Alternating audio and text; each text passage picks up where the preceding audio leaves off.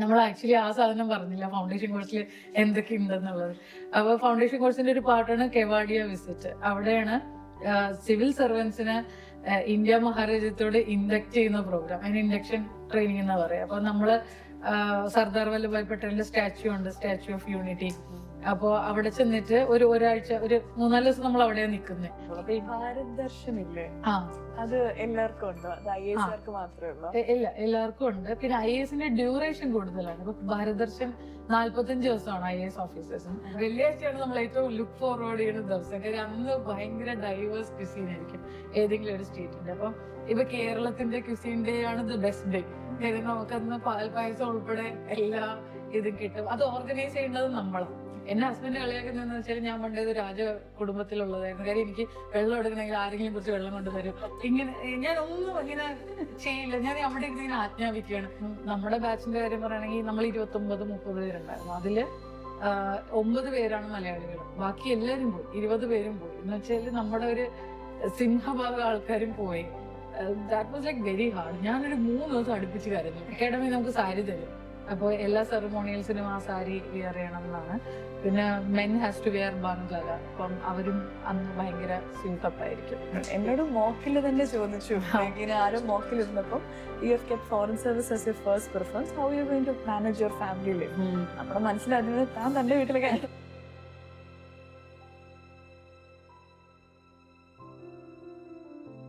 ഫ്രൈഡേയിൽ എന്തെങ്കിലും ഇവന്റ്സ് ഉണ്ടോ?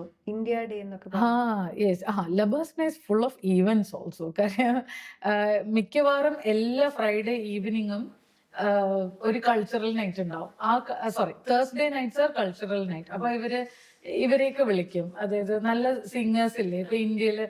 നമ്മുടെ സമയത്ത് ലഖ്വിന്ദർ വഡാലി എന്ന് പറഞ്ഞിട്ട് ഒരു ഫേമസ് പഞ്ചാബി ഹരിയാനവി സിംഗർ ആയിരുന്നു. ഈ ഖവാലിയൊക്കെ പാടുന്ന അവരൊക്കെ വന്നിട്ടുണ്ടായിരുന്നു. അപ്പൊ അവര് നല്ല ടീംസിനെ വിളിക്കാറുണ്ട്. ഇപ്പൊ ക്രിസ്മസ് കാരോൾ ചെയ്തത് മേഘാലയ ബേസ്ഡ് ആയിട്ടുള്ള ഒരു കാരോൾ ഇതാണ്. അവർ ഇങ്ങനെ സ്പ്രാങ് അപ്പ് ചെയ്ത് വരുന്ന ആൾക്കാരില്ലേ, അങ്ങനെ ഭയങ്കര ഫേമസ് അല്ല, പക്ഷെ നല്ല റീച്ച് ഉള്ള ആൾക്കാരൊക്കെ ഉണ്ട്. അപ്പൊ അവരെയൊക്കെ വിളിച്ചിട്ട് ലബാസ്നയുടെ പ്ലാറ്റ്ഫോം കൊടുക്കാറുണ്ട്. ഇപ്പൊ തേഴ്സ്ഡേ മോസ്റ്റ്ലി കൾച്ചറൽ നൈറ്റ് ആണ്. അത് ഭയങ്കര ഫണ്ണാണ്. കാര്യം അന്ന് ഇങ്ങനെ ഈ പറഞ്ഞ പോലെ കുത്തിമറിയാനുള്ള ഒരു ദിവസമാണ്. ചിലപ്പോൾ ഇങ്ങനെ യൂട്യൂബിലൊക്കെ കണ്ടിട്ടില്ലേ പിള്ളേര് ഡാൻസ് ചെയ്യുന്നത്, അതൊക്കെ ആദ്യം നിന്നുള്ള വിഷ്വൽസ് ആയിരിക്കും. പിന്നെ വെള്ളിയാഴ്ച ബേസ് ചെയ്തിട്ട് ഓരോ സ്റ്റേറ്റ് ഡിന്നർ ആയിരിക്കും. ഇപ്പം ലബാസ്നയുടെ ഫുഡ്, അത് നമ്മൾ പറഞ്ഞില്ല, ഇങ്ങനെ ലബാസ്നയുടെ ഫുഡിന്റെ കാര്യങ്ങളൊക്കെ പൊതുവേ ഫുഡ് ഞാൻ പിന്നെ പറയാം. വെള്ളിയാഴ്ചയാണ് നമ്മൾ ഏറ്റവും ലുക്ക് ഫോർവേഡ് ചെയ്യുന്ന ദിവസം. കാര്യം അന്ന് ഭയങ്കര ഡൈവേഴ്സ് ക്യുസീൻ ആയിരിക്കും ഏതെങ്കിലും ഒരു സ്റ്റേറ്റിന്റെ. അപ്പം ഇപ്പൊ കേരളത്തിന്റെ ക്യുസീൻ ഡേ ആണ് ദ ബെസ്റ്റ് ഡേ. കാര്യം നമുക്കന്ന് പാൽപ്പായസം ഉൾപ്പെടെ എല്ലാ ഇതും കിട്ടും. അത് ഓർഗനൈസ് ചെയ്യേണ്ടത് നമ്മളാണ്. പക്ഷെ ഇപ്പം ഓരോ സ്റ്റേറ്റുകാരോട് പറയും നിങ്ങളുടെ ഡിന്നറാണ്, അപ്പൊ അതിന് വേണ്ടിയിട്ടുള്ള. അപ്പൊ അന്ന് ഇവിടുന്ന് പുട്ടുപൊടിയൊക്കെ എത്തിച്ചായിരുന്നു നമ്മുടെ നാട്ടിൽ നിന്ന്. പുട്ടിന്റെ പൊടി. ഇവരൊക്കെ ആരെങ്കിലും പുട്ട് തിന്നിട്ടുണ്ടോ? അന്ന് പുട്ട് എന്ന് വെച്ചാല് നിമിഷ നേരം കൊണ്ട് ആ പുട്ട് ഇങ്ങനെ എന്താ പറയാ തീർന്നു പോയി. നമുക്ക് കിട്ടിയില്ല ആക്ച്വലി. അവസരം കുറെ ചോറ് മാത്രം മിച്ചമുണ്ടായിരുന്നു. ഈ നോർത്ത് ഇന്ത്യക്കാർ ഇത്രമാത്രം നമ്മുടെ ഫുഡ് കഴിക്കുമെന്ന് നമുക്ക് അറിയത്തില്ലായിരുന്നു അന്ന്. അങ്ങനത്തെ ഡേയ്സ് ഉണ്ട്. പിന്നെ അല്ലാതെ ഇന്ത്യ ഡേ ഉണ്ട്. ഇന്ത്യ ഡേ ഈ പറഞ്ഞ കൂട്ട് അത് ഡെഫിനറ്റ്ലി നമ്മളിപ്പോ കേരളം റെപ്രസെന്റ് ചെയ്യണമെന്നില്ല. നമ്മളെ കുറെ ഗ്രൂപ്പായിട്ട് ഡിവൈഡ് ചെയ്യും. ഞാൻ നോർത്ത് ഈസ്റ്റേൺ ഗ്രൂപ്പിലായിരുന്നു. അപ്പൊ നമ്മള് നോർത്ത് ഈസ്റ്റേൺ ഗ്രൂപ്പിലായിരുന്നു Bhutan. LBSNAA also train Bhutanese civil servants. അപ്പൊ ഭൂട്ടാന്റെ royal Bhutan civil service, royal Bhutan foreign service, royal Bhutan police, forest എല്ലാം നമ്മുടെ കൂടെയാണ് ചെയ്യുന്നത്. അപ്പൊ ഞാനൊന്ന് ഭൂട്ടാനീസ് ഡ്രസ് ആയിട്ടിരുന്നത്. കാര്യം ബിക്കോസ് നോർത്ത് ഈസ്റ്റേണിന്റെ കൂടെ ആയിരുന്നു ഭൂട്ടാന്റെ പാർട്ടിസിപ്പേഷൻ. അപ്പം ബാക്കി പക്ഷെ എങ്ങനെയാണെന്ന് അറിയില്ല, മെജോറിറ്റി ഓഫ് മലയാളികള് സൗത്ത് ഇന്ത്യ റെപ്രസെന്റ് ചെയ്തിരുന്നു. അപ്പൊ അങ്ങനെ അപ്പൊ അതിന്റെ അന്ന് ഫുൾ ഫെസ്റ്റിവൽ ആണ് ലബാസ്നയ്ക്കകത്ത്. നമ്മള് ഈ പറഞ്ഞ പോലെ തീമാറ്റിക് ഡ്രസ്സ് ഇടണം. നമുക്കൊരു ഏരിയ ഡെസിഗ്നേറ്റ് ചെയ്ത് തരും നമ്മുടെ ആ റീജിയനെ ഹോസ്റ്റ് ചെയ്യാനായിട്ട്. അപ്പൊ ആ റീജിയനിലുള്ള എല്ലാ ആർട്ടിഫാക്ട്സും അവരുടെ ഇപ്പൊ രംഗോലി വല്ലതും ഉണ്ടെങ്കിലൊക്കെ അങ്ങനെയൊക്കെ ഇടണം. പിന്നെ ഫുഡ് ഹോസ്റ്റ് ചെയ്യണം. ഇതൊക്കെ നമ്മൾ എങ്ങനെ അവിടെ എത്തിക്കും? ഇപ്പൊ കോസ്റ്റ്യൂം ആണെങ്കിലും ഫുഡ് ആണെങ്കിലും ആർട്ടിഫാക്ട്സ് ആണെങ്കിലും. നമ്മൾ പൊതുവെ പണ്ടിരുന്നവരോട് ചോദിക്കും, എന്ന് വെച്ചാൽ ഇതിനു മുമ്പ് പോയ നമ്മുടെ സീനിയേഴ്സ് ഉണ്ടല്ലോ, അവരോട് ചോദിക്കും. പിന്നെ ഡെറാഡൂൺ ബേസ്ഡ് ആയിട്ട് എനിക്കൊന്ന് ലബാസിനെ കൊണ്ട് ജീവിക്കുന്ന കുറെ ആൾക്കാരുണ്ട്. അതായത് ഇങ്ങനെ അവർക്കും അറിയാൻ കുറച്ച് ഇങ്ങനെ കടകളുണ്ട് ഡെറാഡൂണിലൊക്കെ, ഇതൊക്കെ കിട്ടുന്ന ആൾക്കാരുണ്ട്. പിന്നെ കുറച്ച് ഇങ്ങനെ വർഷമുള്ള ആചാരമാണല്ലോ. അപ്പൊ ചെണ്ടയൊക്കെ ഓൾറെഡി ലബാസിനയിൽ ഉണ്ട്. നമ്മുടെ മറ്റേ വാൾപ്പയറ്റിന്റെ നമ്മുടെ ചുരിക അതൊക്കെ അവിടെ ഉണ്ട്. അത് പക്ഷെ ഇങ്ങനെ ഓരോ അവിടെ എന്താ പറയാ വാൾട്ടിനകത്ത് ഇങ്ങനെ സൂക്ഷിച്ചു വെച്ചിരിക്കുകയാണ്. അപ്പൊ ഓരോ വർഷം ഇങ്ങനെ നമ്മളെ പോലെ കുട്ടികൾ ചെല്ലുമ്പോൾ അവര് എടുത്തിട്ട് it is easy to organise. അങ്ങനെ. അപ്പൊ ജനറൽ ഫുഡിനെ പറ്റി കൂടെ. ജനറൽ ഫുഡ് കുറച്ച് കഷ്ടമാണ്. കാര്യം എനിക്ക് ഭയങ്കര പാടായിരുന്നു. കാര്യം ഞാൻ ഇങ്ങനെ ഈ പറഞ്ഞ പോലെ ചോറും കറിയും, ചോറ് അവിയൽ സാമ്പാർ, ഇതാണ് എന്റെ കംഫർട്ട് ഫുഡ്. അപ്പം അവിടെ ചെന്നപ്പം ഒന്നാമത്തെ കാര്യം ചോറെന്ന് പറയുമ്പോൾ അറിയാലോ, കാര്യം മറ്റേ പച്ചരി പോലത്തെ ചോറാണ് നോർത്തിൽ കിട്ടുന്നത്. പിന്നെ ആക്ച്വലി പഹാഡി ചോറുണ്ട്, പഹാഡി റീജിയനിൽ അവര് ഉണ്ടാക്കുന്ന അരിയുണ്ട്. അത് എക്സാക്ട്ലി നമ്മുടെ പാലക്കാട് മട്ട റൈസ് പോലെ ആയിരിക്കുന്നു, ചുമന്ന അരി, റെഡ് റൈസ്. പക്ഷെ അതങ്ങനെ അത് ഭയങ്കര കോസ്റ്റ്ലി ചെയ്ത് പറഞ്ഞാൽ ലബാസിനക്കാർ വെച്ച് തരില്ല. അപ്പൊ പൊതുവെ ഈ പറഞ്ഞാല് പിന്നെ largely it is vegetarian based also. പക്ഷെ നോൺ വെജ് ഉണ്ട്, എല്ലാ ദിവസവും നോൺ വെജ് ഉണ്ട്. ചിക്കനും ചിലപ്പോ മട്ടണും അങ്ങനെയൊക്കെ കിട്ടും. പക്ഷെ ഈ പറഞ്ഞ കൂട്ട് എനിക്കറിയില്ല സ്ഥലത്തിന്റെ പ്രത്യേകത ആണോ എന്ന് എനിക്കറിയില്ല. It doesn't taste good to be very honest. കാര്യം പിന്നെ ബാക്കിയൊക്കെ നമ്മള് ഫൗണ്ടേഷൻ കോഴ്സ് കഴിയുമ്പോൾ ഇപ്പൊ ഫോറിൻ സർവീസ് ആരാണെങ്കിൽ ഡൽഹിയിൽ പോകും, IPS ആരാണെങ്കിൽ NPA ഹൈദരാബാദിൽ പോകും. പിന്നെ വേറെ അക്കാഡമിയിലോട്ട് പോയവര് പറയും ഇവിടെയാണ് നല്ല ഫുഡ് എന്ന് പറയും. കാര്യം എനിക്കൊന്ന് കുറച്ചുകൂടെ മൗണ്ടേനിയസ് ആയിട്ടുള്ള സ്ഥലത്ത് ഈ ആവിയിൽ പുഴുങ്ങിയതൊക്കെ, മോമോയും മാഗിയും അസാധ്യ ടേസ്റ്റാണ്. എനിക്ക് ആ ഒരു ടേസ്റ്റ് വേറെ ഒരിടവും കിട്ടിയിട്ടില്ല. പക്ഷെ ബാക്കി നമ്മുടെ ഫുഡിന് ടേസ്റ്റ്, കാര്യം എടുത്ത് പുറത്ത് വെച്ചാൽ തന്നെ തണുത്തു പോകും, പെട്ടെന്ന് തന്നെ തണുത്തു പോകും. അതിന്റെ ഒരു ഇഷ്യൂ ഉണ്ട്. Food will be very difficult in LBSNAA. ഞാൻ എക്സാം ക്ലിയർ ചെയ്ത സമയത്ത് 70 കിലോ ഉണ്ടായിരുന്നു. ലബാസിനെ പോയി ഞാൻ 56 കിലോ ആയി. അത്രയും ഡിഫറൻസ് വന്നിട്ടുണ്ട് ലബാസിനയിൽ പോയിട്ട്. ഓർഡർ ചെയ്തില്ലേ സ്വിഗ്ഗി സൊമാറ്റോ അവിടെ ഇല്ല. പക്ഷെ അതിനകത്ത് കുറെ ഡാബ ഉണ്ട്. ഇപ്പൊ ഗംഗാ ഡാബ, പൂജ ഡാബ എന്നൊക്കെ പറഞ്ഞിട്ട് അവിടെ കുറെ, ഇതിന്റെ പുറത്ത് കുറെ ഈറ്ററീസ് ഉണ്ട്. അപ്പൊ അവിടെയൊക്കെ പോയി കഴിക്കും. എല്ലാരും അത് തന്നെ ചെയ്യണം. പിന്നെ നമുക്ക് അത്രയും മലയാളികൾക്ക് കൊതി മൂക്കുന്ന സമയത്ത് നമ്മൾ ഡെറാഡൂണിൽ പോകും. നമ്മളൊരു വണ്ടി പിടിച്ചിട്ട് ഡെറാഡൂണിൽ പോയി മൂക്കൂട്ടെ തിന്നിട്ട് തിരിച്ചു വരും. അങ്ങനെയൊക്കെ ഓപ്ഷൻ ഉണ്ട്. പിന്നെ ഈ പറഞ്ഞ പോലെ ഡൈൻ ഔട്ട് ഒരു സ്ഥിരം കാര്യമാണ്. കാര്യം ആരുടെയെങ്കിലൊക്കെ പിറന്നാളുണ്ടാവും, ആരുടെയെങ്കിലൊക്കെ എന്തെങ്കിലുമൊക്കെ പരിപാടി. ഇപ്പം കല്യാണം കഴിച്ചവരാണെങ്കിൽ ആനിവേഴ്സറി ഉണ്ടാവും. അപ്പൊ ഇതൊക്കെ നമ്മൾ തന്നെയാണല്ലോ ഹോസ്റ്റ് ചെയ്യണത്. അപ്പൊ അങ്ങനെ എന്തെങ്കിലുമൊക്കെ ഡിന്നറും അങ്ങനെയൊക്കെ ഉണ്ടായിട്ട് നമ്മൾ പുറത്തൊക്കെ പോയി ഇഷ്ടം പോലെ കഴിക്കും. പിന്നെ ഈ പറഞ്ഞ കൂട്ട് ഓപ്ഷൻസ് ആർ വെരി ലിമിറ്റഡ്. അങ്ങനെ ഇപ്പൊ ചോമീനൊക്കെയാണ് ഏറ്റവും, ഞാൻ അവിടെ ചെന്നിട്ടാണ് ഇത്രയും ചോമീൻ കഴിച്ചിട്ടുള്ളത്. അതിനുശേഷം പിന്നെ കഴിച്ചിട്ടും ഇല്ല. Some food taste very better in Mussoorie. പിന്നെ അപ്പോ അവിടുത്തെ പഠനമൊക്കെ കഴിഞ്ഞ്, പഠനം നടക്കുമ്പോ തന്നെ എങ്ങനെയായിരുന്നു വീട്ടുകാരുമായിട്ടൊക്കെ സംസാരിക്കുന്നു? മോനായിട്ടൊക്കെ എങ്ങനെയായിരുന്നു? ആക്ച്വലി ഞാൻ പോയ സമയത്ത് മോൻ നല്ല എക്സൈറ്റഡ് ആയിരുന്നു. കാര്യം അവൻ അന്ന് 8 വയസ്സേ ഉണ്ടായിരുന്നുള്ളൂ. അപ്പൊ അവനും അത്യാവശ്യം കുഴപ്പമില്ല, പോവാണ്. അവനും ഈ പറഞ്ഞ പോലെ ഈ ഒരു ഹൈപ്പ് ഉണ്ടല്ലോ, നമ്മളിപ്പോ പാസ്സായി കഴിയുമ്പോൾ ഒരുപാട് മീഡിയ വീട്ടിൽ വരും, ഒരുപാട് ഇന്റർവ്യൂവേഴ്സും വീട്ടിലൊക്കെ വരും. അപ്പോൾ ആ സമയത്ത് അവൻ നല്ല എൻജോയ് ചെയ്തു. കാര്യം അവന് മനസ്സിലായി ഞാൻ ഏകദേശം എന്തോ ആയി എന്നുള്ളത് അവന് മനസ്സിലായി. അപ്പൊ അവൻ അതൊക്കെ ക്വിക്ലി അണ്ടർസ്റ്റാൻഡ് ചെയ്തു. കാര്യം ഇനി അമ്മയ്ക്ക് എങ്ങോട്ടൊക്കെ പോകണം എന്ന് അവൻ അറിയായിരുന്നു. പക്ഷെ it was hard on me. ഞാനാണ് ആദ്യമായിട്ട് വീട്ടിൽ നിന്ന് ഇത്ര ദൂരം മാറി നിൽക്കുന്നത്. പണ്ട് ട്രാവൽ ചെയ്തിട്ടുണ്ടെന്നുള്ളത് അല്ലാതെ ഞാൻ സത്യം പറഞ്ഞാൽ തിരുവനന്തപുരത്തിന് പുറത്തു പോയി ഇത്രയും നാള് താമസിച്ചത് ആദ്യമായിട്ടാണ് ഒറ്റയ്ക്ക്. അങ്ങനെ ഒരു പേടിത്തൊണ്ടിയും കൂടെയാണ് ഞാൻ. കാര്യം എനിക്കങ്ങനെ ഒറ്റയ്ക്ക് നിൽക്കുക, ഞാൻ ഭയങ്കരമായിട്ടൊരു ഡിപ്പെൻഡന്റ് ജീവിയാണ്.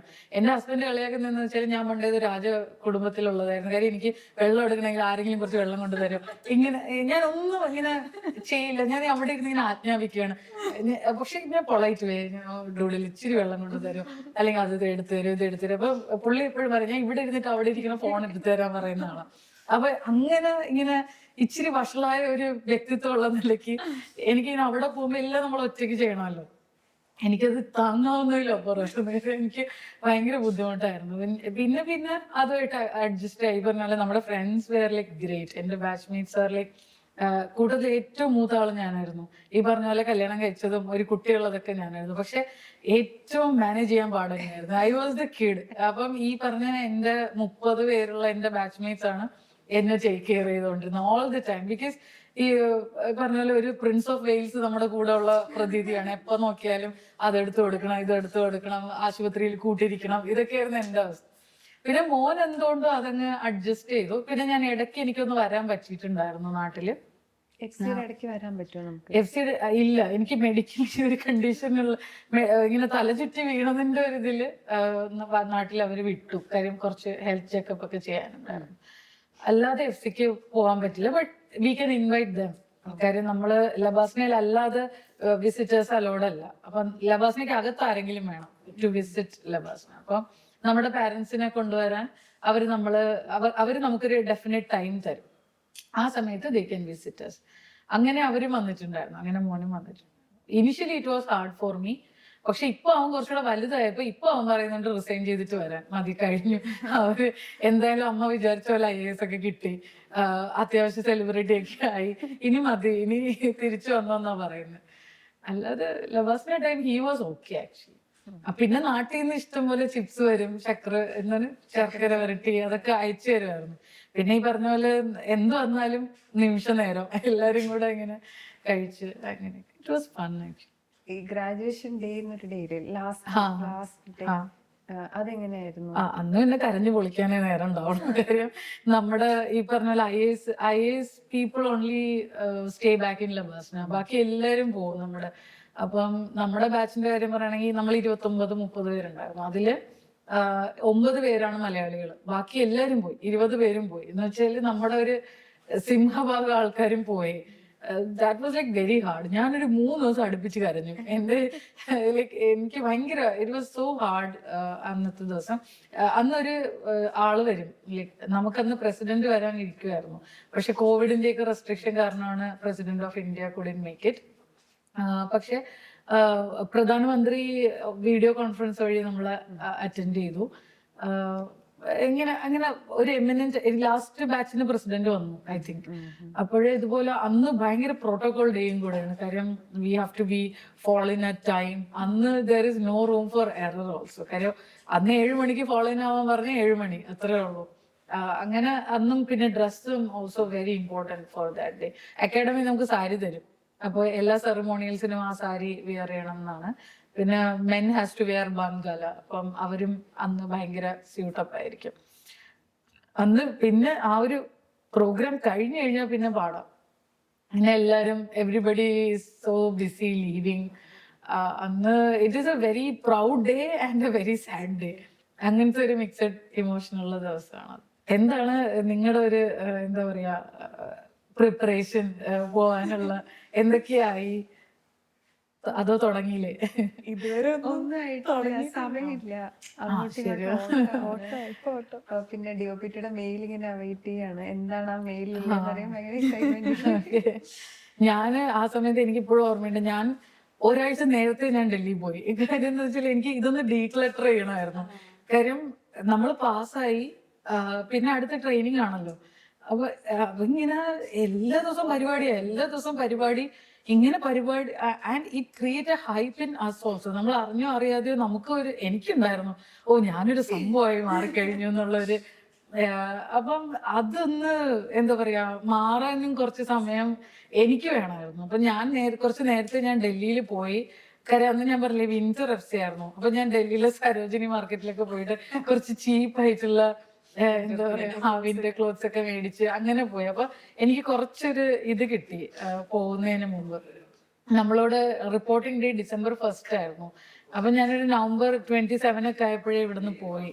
അപ്പൊ അതൊരു കുറച്ച് നമുക്ക് നല്ലൊരു ഇത് കിട്ടും, എന്തായാലും പറയാ ഒരു സ്പേസ് കിട്ടും നമുക്ക് ഒന്ന് പ്രിപ്പയർ ചെയ്യാനും. ഒരു transition.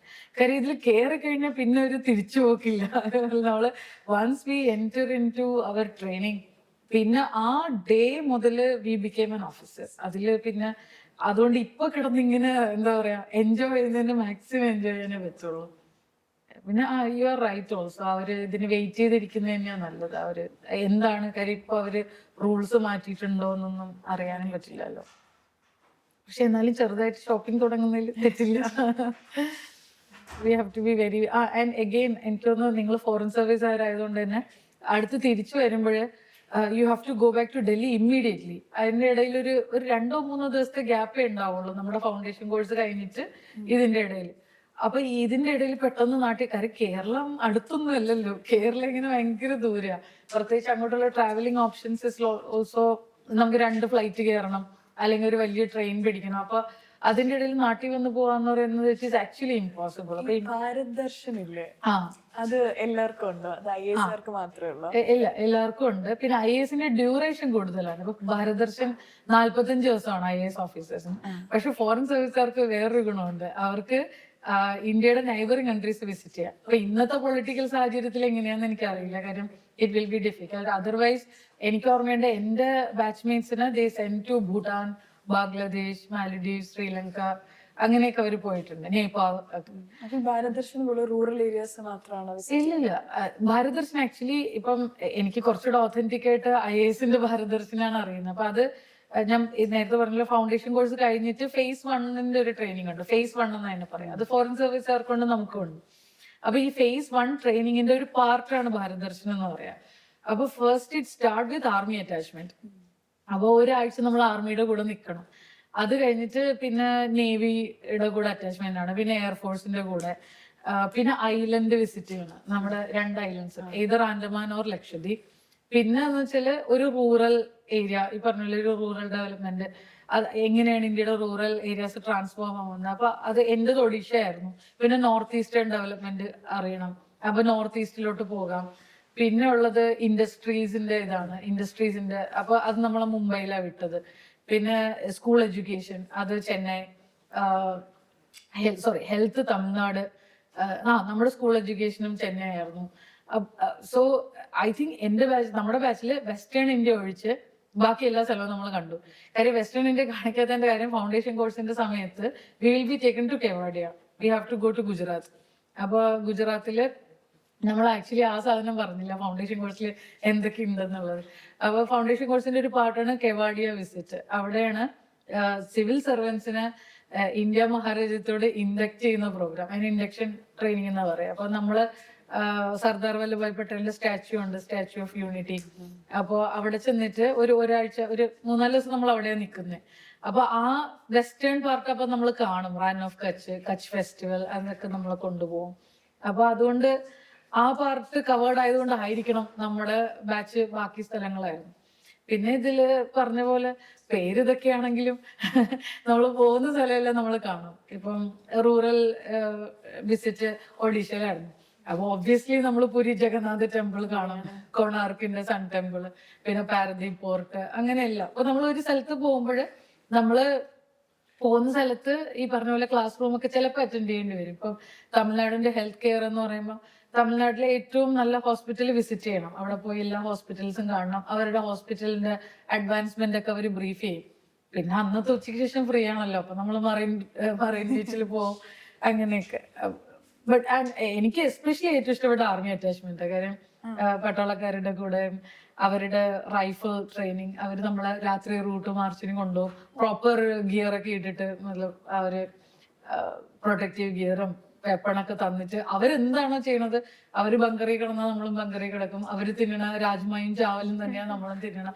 It is like A very I opening experience. കാര്യം നമ്മൾ ഇങ്ങനെ കേട്ടറിവ് മാത്രമല്ലേ ഉള്ളൂ പട്ടാളക്കാരുടെ കഷ്ടപ്പാടും അവരുടെ ദുരിതമൊക്കെ. നമ്മൾ ശരിക്കും അത് നമുക്കറിയാൻ പറ്റും. And they treat us really well. ആർമിയുടെയും നേവിയുടെ ഒക്കെ ഹോസ്പിറ്റാലിറ്റി എന്ന് പറയുന്നത് ഭയങ്കര നല്ലതാണ്. ആൻഡ് നമുക്ക് ഓപ്റ്റ് ചെയ്യാം ഭാരത് ദർശന്റെ റൂട്ട്. അതായത് നമുക്ക് ആദ്യം അവരിങ്ങനെ ഫ്ലോട്ട് ചെയ്യും ഒരു ഫോം. അപ്പോൾ ആ ഫോം അതിനകത്ത് നമുക്കിങ്ങനെ പറയാം, നമുക്കിങ്ങനെ ചൂസ് ചെയ്യാം നമ്മുടെ ഏരിയ. അപ്പൊ ഇപ്പൊ നമ്മൾ ഓൾറെഡി 2-3 സ്റ്റേറ്റ് കണ്ടിട്ടുണ്ട് ഓൾറെഡി എന്നുണ്ടെങ്കിൽ നമുക്ക് വേറെ നമ്മൾ കാണാത്ത സ്ഥലങ്ങൾ ഓപ്റ്റ് ചെയ്യാം. അങ്ങനെയൊക്കെ ഓപ്ഷൻ ഉണ്ട്. എനിക്ക് ഫോറിൻ സർവീസിന്റെ കുറച്ചുകൂടെ നല്ലതാണ്. കാര്യം foreign service you can visit A country also ആ ഒരു സമയത്ത് തന്നെ. പലരും പല റൂട്ടായിരിക്കും അല്ലേ? ഗ്രൂപ്പായിട്ടാണോ? ഗ്രൂപ്പാണ്. ഇപ്പൊ നമ്മുടെ 180 ആയിരുന്നു നമ്മുടെ IAS ബാച്ച്. അപ്പൊ നമ്മള് 18 പേരുള്ള 10 group.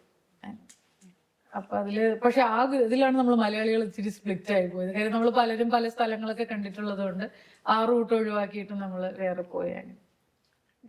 Like A very memorable experience. ഞാനിപ്പോഴും ആസ്പിറൻസിനോട് പറയും, നിങ്ങൾക്ക് എന്തെങ്കിലും മോട്ടിവേഷൻ ഇല്ലാന്ന് തോന്നുമ്പോൾ ഭാരത് ദർശൻ മാത്രം ആലോചിച്ചാൽ മതി. കാര്യം നമ്മളൊരു ഇന്ത്യയുടെ ഒരു ലിസ്റ്റ് എടുത്തിട്ട്, സ്റ്റേറ്റ്സും UT ലിസ്റ്റ് എടുത്തിട്ട് നമ്മൾ എവിടെയൊക്കെ പോയി എന്ന് വെച്ചാൽ നമുക്ക് ഇങ്ങനെ ടിക്ക് ചെയ്യാമല്ലോ. നമ്മൾ എല്ലാ സ്റ്റേറ്റും കണ്ടിട്ടുണ്ട്. That's like A very rewarding experience. അതിനോട് തന്നെ ഈ ഫൗണ്ടേഷൻ കോഴ്സിന് പോകുമ്പോഴും ഒരു 3-4 വിസിറ്റ് ഉണ്ട്. ഫൗണ്ടേഷൻ കോഴ്സിന്റെ ആ ഒരു പീരീഡിനകത്ത് തന്നെ, ഈ 4 മാസത്തിനകത്ത് നമ്മൾ ലിറ്ററലി ലബാസിനകത്ത് നിൽക്കുന്ന എഫക്റ്റീവ്ലി കുറച്ചാണ്. ഫസ്റ്റ് വില്ലേജ് വിസിറ്റ് വരും. ഒരാഴ്ച നമ്മൾ ഏതെങ്കിലും ഇന്ത്യയുടെ റിമോട്ട് വില്ലേജസിൽ പോകണം. നമ്മുടെ ബാച്ചിനത് ബോർഡറിങ് വില്ലേജ് ആയിരുന്നു. അപ്പൊ നമ്മൾ ഈ BSF, SSB, പിന്നെ ITBP ഇവരുടെ കൂടെ അവര് ഗാർഡ് ചെയ്യുന്ന ബോർഡറിങ് വില്ലേജസിലായിരുന്നു നമ്മുടെ സ്റ്റേ. അപ്പൊ നമ്മുടെ ബാച്ചിന് നല്ല അങ്ങനെ ഒരു എക്സ്പോഷർ ആയിരുന്നു. എനിക്ക് തോന്നുന്നു നമുക്ക് ശേഷം വന്ന ബാച്ചസിന് അവർ they send to UP and Bihar. അതും ആക്ച്വലി നല്ല എക്സ്പീരിയൻസ് ആണ്. വിൽ നെവർ നോ അല്ലേ എന്ന് വെച്ചാൽ നമ്മളിവിടെ ഇവിടുത്തെ വില്ലേജ് ഒക്കെ കണ്ടിട്ടുള്ളൂ. അവിടെയൊക്കെ ചെല്ലുമ്പോഴാണ് ശരിക്കും ഗാന്ധിജി പറഞ്ഞ പോലെ ഇന്ത്യയുടെ ഹൃദയം എന്ന് പറയുന്നത് ഇവിടെയാണ്. അല്ലെങ്കിൽ നമ്മൾ ഈ എപ്പോഴും പറയുമ്പം ഇന്ത്യ എത്ര എത്ര ഡെവലപ്പ് ആണെങ്കിലും ഇനിയും നമുക്ക് സ്കോപ്പ് ഉണ്ട് ഡെവലപ്മെന്റിനും ആൾക്കാരുടെ ഓവറോൾ വെൽഫെയറിനൊക്കെ. അങ്ങനെയൊക്കെ ഉള്ളതൊക്കെ നമുക്ക് അറിയാൻ പറ്റും. പിന്നെ അത് കഴിഞ്ഞിട്ട് ഞാൻ നേരത്തെ പറഞ്ഞ പോലെ ആരംഭം എന്ന് പറയുന്ന പ്രോഗ്രാമിന് വേണ്ടി കെവാഡിയിൽ കൊണ്ടു. അതിനുവേണ്ടി നമുക്ക് ട്രെയിൻ തന്നെ ഉണ്ട്, ആരംഭ് എക്സ്പ്രസ്. എൻ്റെ ആ എക്സ്പ്രസിനകത്ത് നമ്മൾ മാത്രമേ ഉണ്ടാവുള്ളൂ ആ ട്രെയിനിനകത്ത്. അതും ഈ പറഞ്ഞ പോലെ ഒരു എന്താ പറയാ, ലിറ്ററലി ഇറ്റ് ഇസ് ഫൺ. നമ്മൾ എത്രയും പേര് ട്രാവൽ പോവാ. അതല്ലാതെ ഏറ്റവും വലിയ ഹൈലൈറ്റ് ആണ് ഹിമാലയൻ ട്രെക്കിംഗ്. അപ്പൊ ട്രെക്കിങ്ങിനും കൊണ്ടുപോകും. ട്രെക്കിംഗ് റൂട്ട്സും നമുക്ക് ഓപ്ഷണൽ ആണ്. 4-5 ടൈപ്പ് ട്രെക്ക് ഉണ്ട്. ഹാർഡ് ട്രെക്ക് ഉണ്ട്, മോഡറേറ്റ് ട്രെക്ക് ഉണ്ട്, ഈസി ട്രെക്ക് ഉണ്ട്. ഞാനൊക്കെ ഒബ്വിയസ്ലി മെഡിക്കൽ ട്രെക്കിനകത്തായിരുന്നു. കാര്യം എനിക്ക് ഈ ബോധം കെട്ട് വീഴുന്ന അസുഖമുള്ളതുകൊണ്ട് BP ലോ ആയിരുന്നു എൻ്റെ. അന്നേരം ഞാൻ ഹിമാലയത്തിലോട്ട് പോയില്ല. ഞാൻ ഹിമാലയത്തിന്റെ ഫൂട്ട് ഹിൽസിലോട്ടാണ് പോയത്. Rishikesh, Haridwar. It was literally like a spiritual trek. പക്ഷെ ബാക്കിയുള്ളവരൊക്കെ നല്ല ഫോർവേഡ് ഏരിയസിൽ പോയവരുണ്ട്. ഈ ബുനിയാൽ എന്നൊക്കെ പറഞ്ഞിട്ട്, ഇങ്ങനെ ഓലി എന്നൊക്കെ പറഞ്ഞിട്ട് വളരെ 4000-5000 മീറ്ററിലൊക്കെ ട്രക്ക് ചെയ്ത ആൾക്കാരുണ്ട്. പിന്നെ വേറൊരു ഓപ്ഷൻ ലബാസിന് തരും, ജോർജ് എവറസ്റ്റ് ക്ലൈംബിംഗ്. എവറസ്റ്റിന്റെ ബേസ് ക്യാമ്പ് വരെ പോകാനായിട്ട് ദേ വിൽ ട്രെയിനേഴ്സ്. അത് ഈ പറഞ്ഞ പോലെ എൻഡ്യൂറൻസ് ട്രെയിനിങ് ആണ്. നമ്മൾ രാവിലെ PT ചെയ്യുന്ന പറഞ്ഞില്ലേ, ആ PTയുടെ സ്ഥാനത്ത് എവറസ്റ്റ് ബേസ് ക്യാമ്പ് പോകാനുള്ള ട്രെയിൻ ചെയ്യണം. നമ്മുടെ ബാച്ചില് തമിഴ്നാട് കേഡർ IPS ആയിട്ടുള്ള സിബിൻ ചെയ്തിരുന്നു അത്. അപ്പൊ അതും it really test our patience and endurance. നമ്മൾ ഭയങ്കരമായിട്ട് ഇതൊക്കെ ചെയ്യുമ്പോഴാണ് അല്ലെങ്കിൽ എന്റെ ദൈവം ഈ പണിക്ക് ഇറങ്ങണ്ടായിരുന്നു. നമ്മള് അങ്ങൊരു ആവേശത്തിൽ നമ്മളെടുത്ത് ചാടി UPSC ഇതെന്നൊക്കെ പറഞ്ഞിട്ട്. പക്ഷെ ഓരോ സ്റ്റേജ് എത്തുമ്പോഴും നമുക്ക് ആ ഒരു എന്താ പറയാ, ഇതിന്റെ കോംപ്ലക്സിറ്റി ഇങ്ങനെ കൂടിക്കൊണ്ട്, പേടിപ്പിക്കാൻ പറഞ്ഞല്ല, പക്ഷെ എന്നാലും അതിന്റെ ഒരു ഇതിങ്ങനെ കൂടിക്കൊണ്ടേയിരിക്കും. അങ്ങനെ ഭയങ്കര ഡൈവേഴ്സ് ആയിട്ടുള്ള ഒരു കരിയറും ഇതൊക്കെയാണ്. Will never regret. That's the best thing. Kerala പോലീസിലേക്ക് വർക്ക് ചെയ്ത് അത് കഴിഞ്ഞിട്ട് ഇപ്പൊ മാം വർക്ക് ചെയ്യുന്നു. അപ്പൊ എങ്ങനെയാണ് ലബാസിനെ അതിനെ കേറ്റർ ചെയ്തത്, ആ ട്രാൻസിഷനെ? ആക്ച്വലി ഇത് എസ്പെഷ്യലി നമ്മള് ഇപ്പം എന്റെ സർവീസ് IAS ആയതുകൊണ്ട് നമ്മൾ ഒരു ഫസ്റ്റ് ഒരു 9 months അടുപ്പിച്ച് വി വെയർ ഇൻ ലബാസ്ന. കാര്യം ആദ്യത്തെ ഒരു ഫൗണ്ടേഷൻ കോഴ്സും പിന്നെ ഒരു 6 month ഉള്ള ഒരു phase 1 കോഴ്സും. അപ്പൊ കുറെ നമ്മൾ പറയില്ലേ, ഒരിടത്ത് നിന്ന് 3 മാസം താമസിച്ച് നമ്മൾ അവിടുത്തെ ആളായി. അപ്പൊ അതുപോലെ ആദ്യം എനിക്കിപ്പോഴും എൻ്റെ ഉള്ളിൽ ഞാനൊരു പോലീസുകാരിയാണെന്നാണ് എനിക്ക് ഇപ്പോഴും തോന്നിയിട്ടുള്ളത്. കാര്യം ഒരു ക്ലർക്ക്, ഞാനിപ്പോഴും ഇപ്പൊ ഒരു സൂപ്പർ ക്ലർക്ക് ആയെന്ന് ചിലപ്പോൾ തോന്നാറുണ്ട്. അല്ലാതെ എനിക്ക് ഭയങ്കര പാടായിരുന്നു ആക്ച്വലി. കാര്യം ആ ഒരു നമുക്ക് ലബാസിനിൽ എവിടെ തിരിഞ്ഞാലും കേൾക്കാം OLQ, ഓഫീസർ ലൈക്ക് ക്വാളിറ്റി നമുക്ക് ഇങ്ങനെ. അപ്പം എനിക്ക് നേരത്തെ റീന് പറഞ്ഞല്ലോ, നമുക്ക് മലയാളികൾക്ക് ഒരു ഇൻഹറന്റ് പ്രശ്നമുണ്ട്. നമുക്ക് എത്രത്തോളം നമുക്ക് ഇങ്ങനെ പ്രിറ്റൻഡ് ചെയ്യാൻ പറ്റും, അങ്ങനെയുള്ള ഒരു ഇതുണ്ട്. നമുക്ക് കുറെയൊക്കെ ഇങ്ങനെ സ്വാഗ് ഒന്നും കാണിക്കാനൊന്നും പറ്റില്ല. പക്ഷെ ലബാസിന വിൽ കണ്ടിന്യൂസ്ലി ടീച്ച് യു. കാര്യം അത് നമുക്ക് വേണ്ടിയിട്ടല്ല. കാര്യം ഈ രാജ്യത്തിനൊരു എക്സ്പെക്ടേഷൻ ഉണ്ടല്ലോ നമ്മുടെ. ഇപ്പൊ നേരത്തെ പറഞ്ഞ പോലെ ഒരു IAS ഓഫീസർ ഒരു വേദിയിൽ കയറി വരുമ്പോൾ പീപ്പിൾ നാച്ചുറലി എക്സ്പെക്ട് ഇവർക്ക് കുറച്ച് ക്വാളിറ്റി ഉണ്ടാവും. അപ്പൊ അത് നമ്മൾ ഇൻസ്റ്റിൽ ചെയ്യാൻ ലബാസിനെ ഒരുപാട് ശ്രമിച്ചിട്ടുണ്ട്. അപ്പം നമ്മൾ ചെന്നപ്പോൾ ലബാസിന് ചുറ്റും ബോർഡാണ്, അതായത് ഓസ്റ്ററിറ്റി, അനോണിമിറ്റി, എബിലിറ്റി, ഈ 3 A ആണ് ഒരു ഓഫീസറിന് വേണ്ട ക്വാളിറ്റി. അപ്പൊ ഇത് എവിടെ തിരിഞ്ഞാലും ഈ 3 പേര്, ഓസ്റ്ററിറ്റി, എബിലിറ്റി, അനോണിമിറ്റി. അപ്പൊ അതെന്നെ സത്യത്തിൽ ഒരുപാട് ഹെൽപ്പ് ചെയ്തിട്ടുണ്ട്. കാര്യം നമ്മള് എപ്പോഴും ഇങ്ങനെ ഉറക്കത്തിൽ നമ്മൾ രാവിലെ ഉറക്കണീറ്റ് കാണുന്നതും ഇതാണ്, ഓസ്റ്ററിറ്റി, അനോണിമിറ്റി, എബിലിറ്റി. അപ്പൊ അത് ഒരു പരിധി വരെ ഹെൽപ്പ് ചെയ്തിട്ടുണ്ട്. പക്ഷെ പിന്നെ ഈ പറഞ്ഞ പോലെ ഇത് വരുമല്ലോ, എന്താണ്, നമുക്കൊരു ഡിന്നർ ഉണ്ട്. ആ ഡിന്നറിൽ we have to, they will teachers dinner manners, table manners. അപ്പൊ ഫോർക്ക് എങ്ങനെയാ പിടിക്കുക, സ്പൂൺ എങ്ങനെയാ പിടിക്കുക, സൂപ്പ് എങ്ങനെയാ കഴിക്കേണ്ടത്. ഞാനൊക്കെ പണ്ട് സൂപ്പ് കുടിച്ചിരുന്ന വെച്ചാൽ ഒരു പാത്രം എടുത്തിട്ട് ഇങ്ങനെ മൊത്തത്തില് ഇങ്ങനെ കമഴ്ത്താണ് ചെയ്യുന്നത്. അങ്ങനെയല്ല അത്ര. അപ്പം മറ്റു സിനിമയില് മമ്മൂട്ടി പറഞ്ഞ പോലെ മെറ്റ് കഫേ ഹൗസിൽ നീ പഠിച്ച ഇന്ത്യ എന്നൊക്കെ പറഞ്ഞില്ല, ഈ പ്രോപ്പർ അവര് മെറ്റ് കഫേ ഹൗസിലുണ്ടായിരുന്ന ഒരു രീതിയൊക്കെ അവരിപ്പോഴും ഒരു ലെഗസി ആണല്ലോ ഇപ്പൊ നമ്മള് അത് ഫോളോ ചെയ്യും. ഈ പറഞ്ഞ പോലെ ആ ഒരാഴ്ചയെ നമ്മൾ അങ്ങനെ കഴിക്കുള്ളൂ. അത് കഴിഞ്ഞാൽ പിന്നെ നമ്മൾ ഈ പിച്ച് പറക്കി തന്നെയാണ് റൊട്ടിയൊക്കെ കഴിക്കുന്നത്. എന്നാലും ഡിന്നർ എറ്റിക്കറ്റ് ഒക്കെ ഭയങ്കരമാണ്. എനിക്ക് നിങ്ങൾക്ക് കുറച്ചുകൂടെ അത് ഭയങ്കര actually it is required also. കാര്യം IAS ആകുമ്പോൾ നമ്മള് ഈ പറഞ്ഞ പോലെ എഗെയിൻ മമ്മൂട്ടി പറഞ്ഞ പോലെ പട്ടിണി പാവങ്ങളുടെയും നമ്മൾ ഭയങ്കര വീക്കർ സെക്ഷൻസിന്റെ ഇടയ്ക്ക് വർക്ക് ചെയ്യേണ്ടി വരുന്ന ആൾക്കാരാണ്. അപ്പൊ അവർക്ക് വേണ്ടിയാണ് നമ്മൾ ജോലി ചെയ്യുന്നത്. അപ്പൊ നമ്മുടെ ഇന്ററാക്ഷനും അങ്ങനെയാണ്. പക്ഷെ ഫോറിൻ സർവീസ് എന്ന് പറയുമ്പോൾ എന്താ പറയാ, ക്രീം ഡെല ക്രീം എന്ന് പറഞ്ഞ പോലെ ഏറ്റവും അംബാസിഡേഴ്സുമായിട്ടും അവിടെ ഒരു പൂവിന്റെ സ്ഥാനത്തിന് പോലും ഇറ്റ് മാറ്റേഴ്സ്. ഇപ്പൊ ഒരു നിങ്ങളുടെ ഒരു ബാങ്ക്വേ ഡിന്നറിൽ പൂക്കൾ എങ്ങനെയാണ് അറേഞ്ച് ചെയ്തിരിക്കുന്നതെന്ന് പോലും ഇറ്റ് ആക്ച്വലി മാറ്റേഴ്സ്. അപ്പം ഫോറിൻ സർവീസ് കുറച്ചുകൂടെ ഫോർമലും ആണ്. It really want that etiquette also. നമുക്ക് പിന്നെ കുഴപ്പമില്ല. നമ്മളിതാര് പറഞ്ഞാലും നേരത്തെ പറഞ്ഞോട്ട് കുറച്ച് ഷാബി ആയിട്ട് പോയാൽ people will think she is very humble, അല്ലേ? നമ്മള് മലയാളികൾ പൊതുവെ ഗ്ലോറിഫൈ ചെയ്യുന്നു. യെസ് നമ്മള് കുറച്ചുകൂടെ അങ്ങനെയുള്ളവര് നമുക്ക് ഭയങ്കര ഇഷ്ടമാണ്. ഒരുപാട് ഷോ ഓഫ് കാണിക്കാൻ. നേരെ തിരിച്ചാണ് ഹംബിൾ ആവുന്നവരെ അവർക്ക് കുറച്ചും കൂടെ ഒരു പവർ പ്രൊജക്ട് ചെയ്യുന്നവരെ. ഞാൻ പക്ഷെ മഹാരാഷ്ട്ര പോയിട്ടാണ് എനിക്ക് ഇതിന്റെ ഒരു ചൂടടിച്ചത്. കാര്യം അവിടെ മറാഠി വിമൻ എന്ന് പറയുന്ന അവര് നല്ല ഡ്രസ്സപ്പ് ചെയ്യുന്ന, നല്ല ഒരുങ്ങി നടക്കാനൊക്കെ ഇഷ്ടമുള്ള വിമനാണ്. അവരുടെ ഇടയിൽ ഇങ്ങനെ പോയാൽ ഇത് ശരിക്കും അവരെ ഇൻസൾട്ട് ചെയ്യുന്ന പോലെയാണ്. പക്ഷെ ഇവിടെ നേരെ തിരിച്ചാണ്. ഇവിടെ നമ്മൾ കുറച്ചുകൂടെ ഒക്കെ സിമ്പിൾ ആയിട്ടൊക്കെ നടക്കുന്ന എല്ലാവർക്കും ഇഷ്ടമാണ്. അങ്ങനെ ഞാൻ മാരീഡ് ആയിരുന്നു. അപ്പം എന്നോടും റീനു വിമൺ ആണ്, ഞാൻ മാരീഡ് ആണ്. അപ്പം നമ്മളോടൊക്കെ മോക്ക് ഇന്റർവ്യൂസിനൊക്കെ വളരെ കോമൺ ആയിട്ട് ചോദിച്ചൊരു ക്വസ്റ്റ്യൻ ആണ്, മാരീഡ് ആയിട്ട് ഈ കരിയർ എങ്ങനെയാണ് നിങ്ങൾ എൻവിഷൻ ചെയ്യുന്നത്, എങ്ങനെയാണ് ഫ്യൂച്ചർ? എസ്പെഷ്യലി ഫോറിൻ സർവീസിനെ കുറിച്ച് ചോദിക്കാറുണ്ട്. എന്നോട് മോക്കിൽ തന്നെ ചോദിച്ചു, ഇങ്ങനെ ആരും മോക്കിൽ ഇരുന്നപ്പം you have kept foreign service as your first preference, how are you going to manage your family life? നമ്മുടെ മനസ്സിലാക്കുന്നത് താൻ തന്റെ വീട്ടിലേക്ക് എനിക്ക് എന്തുകൊണ്ട് അതൊരു ക്വസ്റ്റ്യൻ ആയിട്ട് never asked to a man but only to a woman. True. അത് എനിക്കും അതേ പറയാനുള്ളൂ. കാര്യം എന്താന്ന് വെച്ചാല് എനിക്കറിയില്ല, പൊതുവെ നമ്മുടെ നാട്ടിലൊരു നോഷൻ ഉണ്ട്, ഇങ്ങനെ കല്യാണം എന്ന് പറയും, അല്ലെങ്കിൽ കല്യാണം കഴിച്ചിട്ട് നമ്മളിങ്ങനെ ഫാമിലി ആയിട്ടൊക്കെ ജീവിക്കുമ്പോൾ എല്ലാവരുടെ വീട്ടിലെ കാര്യം ഒരുപോലെ എന്നാണ് എല്ലാവരും വിചാരിക്കുന്നത്. പിന്നെ എല്ലാവരും പൊതുവെ ലവ് അല്ലെങ്കിൽ ഒരു അഫെക്ഷനെ നോക്കി കാണുന്നതും ഒരേപോലെയാണ്. അതിലുള്ള പ്രശ്നമാണെന്നാണ് എനിക്ക് തോന്നുന്നുള്ളൂ. ഇപ്പൊ ഞാനും എൻ്റെ ഹസ്ബൻഡും അല്ലെങ്കിൽ ഞാനും എൻ്റെ ലൈക്ക് വൈഫോ അല്ലെങ്കിൽ അങ്ങനെ ഉണ്ടെങ്കിൽ നമ്മുടെ ഇടയിലെ കാര്യം നമുക്ക് മാത്രമേ അറിയൂ. ഇത് വേറെ ഒരു മനുഷ്യനും അറിയില്ല. പിന്നെ എന്തിനാ ഈ ജഡ്ജ്മെന്റ് എന്ന് എനിക്ക് മനസ്സിലാവണില്ല. ഇപ്പൊ നേരത്തെ റീനു പറഞ്ഞ പോലെ അയാളുടെ വീട്ടിൽ പോയി നോക്കിയാൽ അറിയാം എല്ലാ ദിവസവും ഒരുമിച്ച് കാണുന്ന ആൾക്കാർ തമ്മിൽ എത്രമാത്രം കോമ്പാറ്റബിലിറ്റി ഉണ്ടെന്ന്.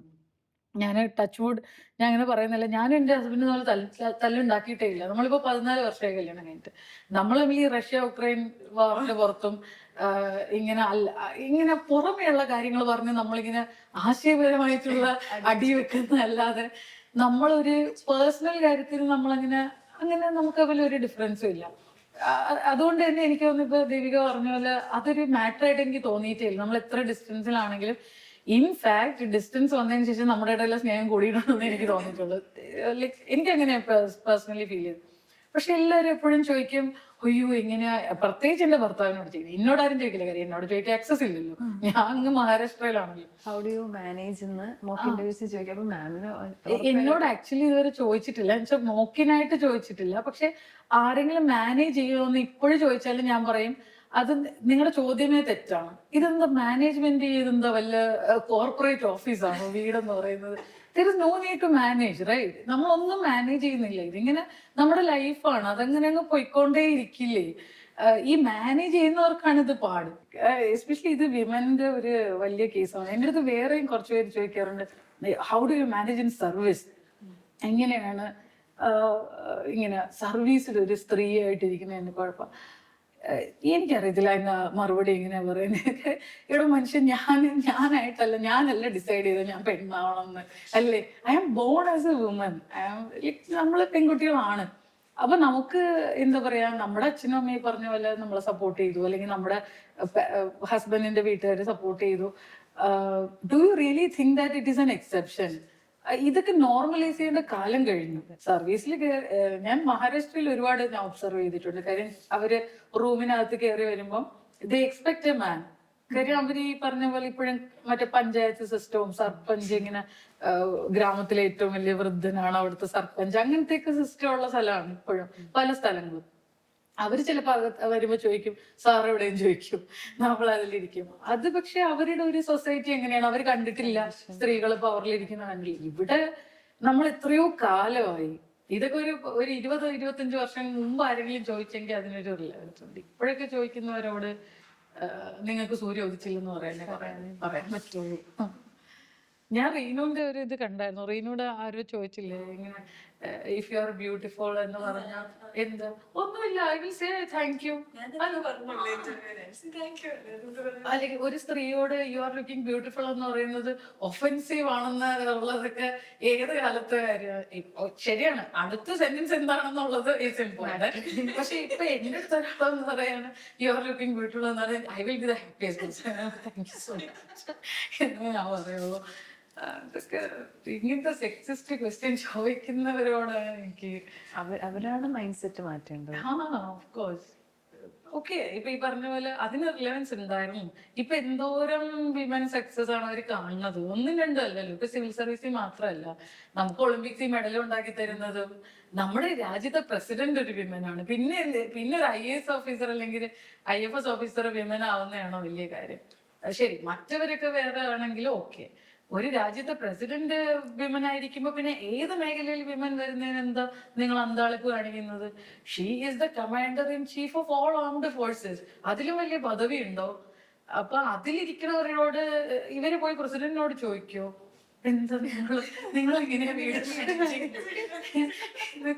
എനിക്കറിയാം ദേവിക എങ്ങനെയാണ് എന്താ പറയാ, എങ്ങനെയാണ് ഇത് പ്ലാൻ ചെയ്യുന്നത്? ഞാനും ചോദിക്കട്ടെ. പ്ലാനിങ് ഇല്ല, നല്ല എന്റെ ബാച്ച്മേറ്റ്സില് കുറെ പേര് IAS IFS കപ്പിളുണ്ട്. അപ്പം ഒരാൾ ഇൻഫാക്ട് റഷ്യയിലും ഒരാൾ കർണാടക കേഡറിലും. അങ്ങനെ അവരാണെങ്കിൽ ഒരു കുഴപ്പമില്ല, അവർക്ക് ഒരു കുട്ടിയായി.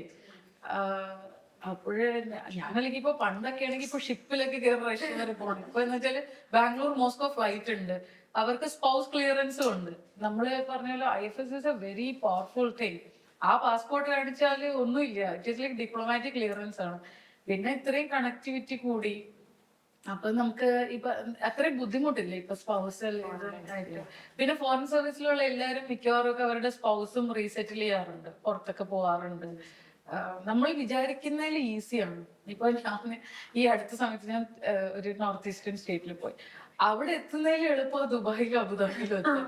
ചീപ്പറും ആണ്, ഇതുമാണ്. പ്രത്യേകിച്ച് ഈ പറഞ്ഞ പോലെ ഒരു ഡിപ്ലോമാറ്റിക് പാസ്പോർട്ട് ആകുമ്പോൾ നമ്മുടെ സ്പൗസിനും ഡിപ്ലോമാറ്റിക് പാസ്പോർട്ടാണ്. അപ്പം it is like very easy. എന്റെ ഹസ്ബൻഡ് ഇന്നാളും പറയുന്നുണ്ടായിരുന്നു, വല്ല ആവശ്യം ഉണ്ടായിരുന്നു IFS ആദ്യം വെച്ചാൽ പോരായിരുന്നു, അത് രാജ്യമെങ്കിലും കാണായിരുന്നു. ട്രൂ, ആക്ച്വലി അവര് എന്റെ ബാച്ച്മേറ്റ് അനീസ് ഫോറിൻ സർവീസിലാണ്. അനീസ് എനിക്കൊന്ന് ഇപ്പൊ തന്നെ കംപ്ലീറ്റ് യൂറോപ്പ് കണ്ടു. ഇവൻ എന്നും ഓരോ സ്റ്റാറ്റസ് ഇടുന്നത്. ഇന്ന് നെതർലൻഡ് ആണെങ്കിൽ നാളെ നോർവേ, അങ്ങനെയൊക്കെ. അപ്പൊ ഞാനും എനിക്ക് ശരിയാ വെറുതെ ആവശ്യം വെച്ചാൽ മതിയായിരുന്നു എന്നൊക്കെ വിചാരിക്കും. നമ്മൾ പണ്ടത്തേനെക്കാട്ടിലും ഇപ്പൊ ഈസിയാണ് ഇങ്ങനെ കാണാനും ഒക്കെ. പിന്നെ കുറച്ച് ഓഫ് കോഴ്സ് നമ്മുടെ പൈസ കുറച്ച് പോകും. ഇപ്പൊ ഞാനും എന്നോട് ആരെങ്കിലും ചോദിക്കും എത്ര രൂപയാണ് എന്റെ ബാങ്ക് ബാലൻസ് ചോദിച്ചാൽ 0 എന്റെ ബാലൻസ്. കാര്യം ഞാൻ കഴിഞ്ഞ 2023 മാത്രം എടുത്ത 53 ഫ്ലൈറ്റ്സ് ആണ്. കാര്യം എന്റെ മോനെ കാണാൻ ഞാൻ കൊടുത്ത പൈസയാണത്. കാര്യം ഈ പറഞ്ഞ പോലെ ലീവ് ഉണ്ട്, നമ്മൾക്ക് പെർമിഷൻ ഉണ്ട് എന്നുണ്ടെങ്കിൽ നമുക്ക് ഫാമിലി ആയിട്ട് കാണാൻ വരാം. അതിന് നമ്മൾ കുറച്ച് കാശ് മുടക്കണം എന്നുള്ളൂ. അപ്പം ആലോചിക്കുക, അത്രയും പൈസ സേവ് ചെയ്തിരുന്നെങ്കിലോ, അത്രയും പൈസ സേവ് ചെയ്തിട്ട് എന്ത് ചെയ്യാൻ? ഇവനെ എനിക്ക് തോന്നുന്നില്ല ഇവനെ കെട്ടിക്കാനൊക്കെ ഞാൻ ഇനി പൈസ ഉണ്ടാക്കണമെന്നൊന്നും എനിക്കൊരു കോൺസെപ്റ്റേ ഇല്ല. ഇവരുടെയൊക്കെ ഏജ്, എന്റെ മോനൊക്കെ വലുതാകുമ്പോൾ ഒബ്വിയസ്ലി ട്രഡീഷണൽ മാരേജ് എന്ന കോൺസെപ്റ്റേ തീരും. അതുകൊണ്ട് ഞാൻ ഇന്നേ അവന്റെ കല്യാണത്തിന് വേണ്ടിയിട്ടോ അവന്റെ ഇതിന് വേണ്ടിയിട്ടോ, പിന്നെ പഠിത്തം വേണമെങ്കിൽ മെറിറ്റിൽ പഠിച്ച് പാസ്സാവുക, അല്ലാതെ നമ്മളെല്ലാരും മെറിറ്റ് വെച്ച് പാസ്സായിട്ടുള്ള ആൾക്കാരല്ലേ. അപ്പൊ വേണമെന്നുണ്ടെങ്കിൽ എത്ര കൊല്ലം എടുത്തിട്ടാണെങ്കിലും ഗവൺമെന്റ് സീറ്റിൽ അഡ്മിഷൻ കിട്ടി പഠിക്കുക, അല്ലാതെ ഞാനിനി കാശുണ്ടാക്കി എന്താ പറയാ അവനെ പഠിപ്പിക്കേണ്ട ആവശ്യമില്ലെന്ന് എനിക്ക് തോന്നുന്നു. അങ്ങനെ മാം, ഇപ്പം നമ്മള് ഏകദേശം 1 hour സംസാരിച്ചു. അപ്പൊ നമ്മൾ പൊതുവെ പറഞ്ഞ് കേൾക്കാത്ത ഒരുപാട് കാര്യങ്ങൾ കേൾക്കാൻ പറ്റി. So thank you so much. അപ്പൊ ഇനി ഞങ്ങളാണെങ്കിലും it was actually my pleasure. കാര്യം ഞാൻ കുറെ നാളായി ഇങ്ങനെ പഴയ കാര്യങ്ങളൊക്കെ ആലോചിച്ചിട്ടും. അപ്പോൾ it was a very good conversation. ഈ പറഞ്ഞ പോലെ ലൈക്ക് ജസ്റ്റ് ഹാവ് ഫൺ. കാര്യം 2 വർഷം കഴിയുമ്പോൾ പിന്നെ ഒരുപാട് ജോലിയും പിന്നെ ജോലി തിരക്കും നമ്മൾ ഭയങ്കര ഉത്തരവാദിത്വം ഒക്കെ ആവും. അപ്പം ഈ ഉള്ള training period like just have fun. All the best, all the very best. Thank you. Come and join iLearn IAS and feel the difference.